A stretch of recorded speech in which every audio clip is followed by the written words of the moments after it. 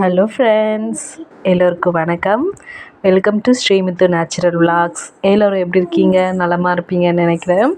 நம்ம இன்றைக்கி பார்க்க போகிறது பார்த்திங்கன்னா, சிறுகீரையை வச்சு பொரியல் எப்படி பண்ணலான்னு பார்க்கலாம். பட் அதுக்கு முன்னாடி அதில் எவ்வளோ யூசஸ் இருக்குதுன்னு சொல்லிட்டு பார்க்கலாம் வாங்க. சிறுகீரையில் வந்து பார்த்திங்கன்னா நார்மலாகவே விட்டமின் ஏ, பி, சி, இரும்புச்சத்து, கால்சியம், மெக்னீஷியம், மேங்கனீஸ் அப்படின்னு சொல்லிட்டு எக்கச்சக்கமான விட்டமின்ஸ் இருக்குது. நீங்கள் இதை ரெகுலராக வாரத்தில் ஒரு 2-3 தடவை எடுத்துக்கிட்டோம் அப்படின்னாலே நம்ம ரத்தத்தை வந்து சுத்தப்படுத்தி கொடுக்குது. அது மட்டும் இல்லாமல் வெயிட் லாஸ் பண்ணுறதுக்கு ஈஸியாக ஹெல்ப் பண்ணுது. நம்ம உடம்புல இருக்கிற கெட்ட கொழுப்புகள் எல்லாமே கரைச்சிருது.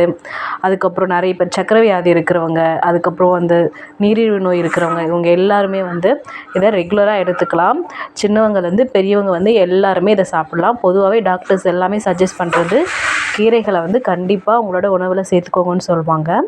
அப்படிப்பட்ட கீரையில் ஃபுல்லாகவே நம்ம வேறு பகுதியை மட்டும் கட் பண்ணிவிட்டு மீதி தண்டு பகுதியோடு சேர்த்து பொரியல் எப்படி செய்யலான்னு சொல்லிட்டு பார்க்கலாம் வாங்க. அதுக்கு ஃபஸ்ட்டு ஒரு தேங்காயை உடைச்சி நல்லா துருக்கி எடுத்துக்கோங்க.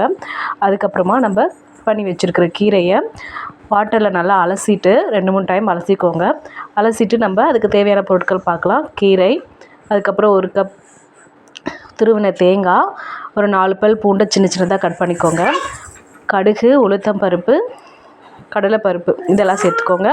அப்புறம் ஒரு காரத்துக்கு ஏற்ற மாதிரி நீங்கள் எவ்வளோ கீரை எடுத்துக்கிங்களோ அதுக்கேற்ற மாதிரி வரமிளகா வந்து சேர்த்துக்கோங்க.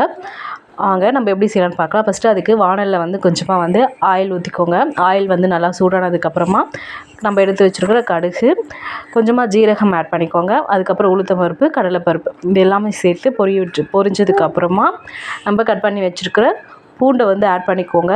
பூண்டுலாம் கண்டிப்பாக இருக்கணும், எப்போனா அது வாசமாக இருக்கும் நம்ம பொரியலுக்கு செய்யும் போது. அதுக்கப்புறமா 4 வரமிளகா கட் பண்ணி வச்சுருக்கிறத அதையும் போட்டுட்டு நல்லா மிக்ஸ் பண்ணி விடுங்க.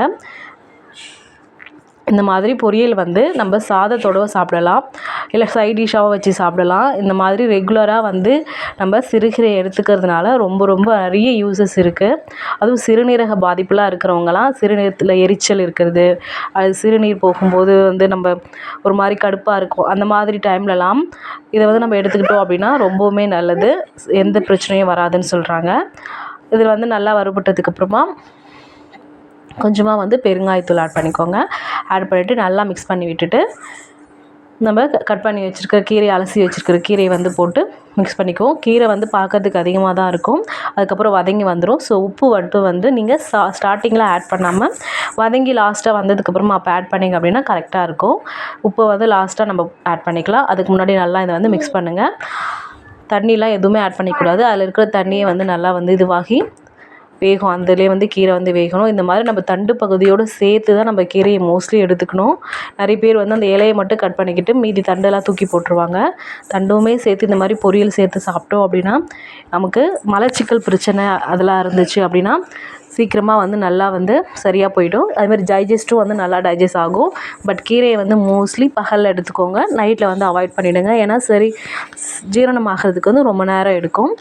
ஸோ அதுக்கப்புறம் லாஸ்ட்டாக வந்து நல்லா பாருங்கள் சுருண்டு வந்துடுச்சு. இந்த டைமில் நம்ம சால்ட் ஆட் பண்ணிவிட்டு நல்லா மிக்ஸ் பண்ணி விட்டுக்கலாம்.